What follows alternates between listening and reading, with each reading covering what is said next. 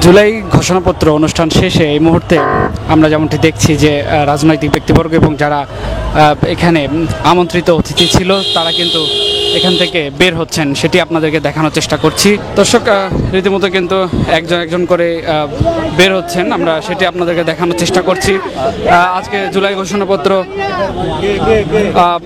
পাঠ করছিলেন অন্তর্বর্তীকালীন সরকারের উপদেষ্টা ডক্টর মোহাম্মদ ইউনূস, এবং তারপরে আমরা দেখেছি এখানে কিন্তু হাজার হাজার উৎসুক জনতা মানিক মেহবিনের সামনে অবস্থান নিয়েছিল শুধুমাত্র আজকের এই জুলাই ঘোষণাপত্র পাঠ শোনার জন্য। এবং পরবর্তীতে যারা এখানে উপস্থিত আমন্ত্রিত অতিথি ছিল তারা কিন্তু বের হচ্ছে এখান থেকে, আমরা সেটি দেখানোর চেষ্টা করছি আপনাদেরকে।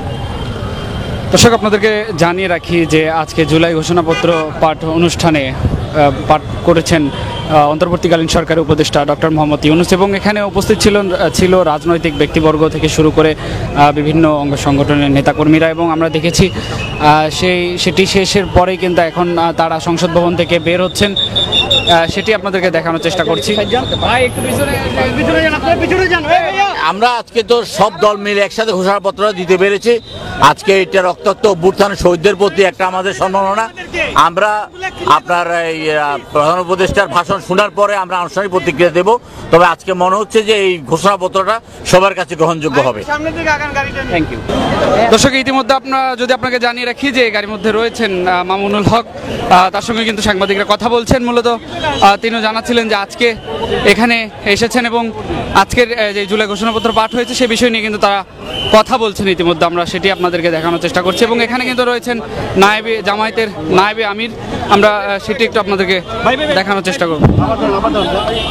ঘোষণাপত্রের ব্যাপারে আমরা হতাশা ব্যক্ত করছি। প্রাথমিক আমাদের প্রতিক্রিয়া, আমরা বৈঠক করার পরে এই বিষয়ে বিস্তারিত প্রতিক্রিয়া জানাবো। এই যে প্রাথমিক যে ঘোষণাপত্রটা আজকে হলে এই বিষয়ে এখনকার তাৎক্ষণিক প্রতিক্রিয়া কি বলবেন? না, সেটাই বলছি তো, আমরা এটা নিয়ে হতাশ, কারণ এখানে জুলাইয়ের যে আকাঙ্ক্ষা সে আকাঙ্ক্ষার প্রতিফলন হয় নাই। সাংবিধানিকভাবে এটা কিভাবে ইনক্লুডেড হবে সেটা বলছে আগামী সরকার, তাহলে এই সরকার কি করবে? আমরা তো আজকে থেকেই এটা বাস্তবায়ন আমরা দাবি করছি।